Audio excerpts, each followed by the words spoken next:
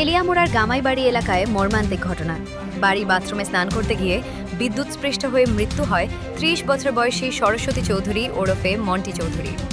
পরিবারের সদস্যরা তাকে উদ্ধার করে তেলিয়ামুড়া মহকুমা হাসপাতালে নিয়ে গেলে চিকিৎসক মৃত বলে ঘোষণা করেন। ঘটনায় শোকের ছায়া নেমে এসেছে এলাকা জুড়ে। ময়নাতদন্তের পর মৃতদেহ পরিবারের হাতে তুলে দেওয়া হয়েছে। সকালবেলা স্নান করতে গেছিল বাথরুমে, কারেন্টের তার একটা লাগা করতে সবাই গ্রামবাসী হাতে ঘিরে ধরছে, ধরার উপরে কি নাম বয়স কি? মন্টি চৌধুরী। মন্টি চৌধুরী।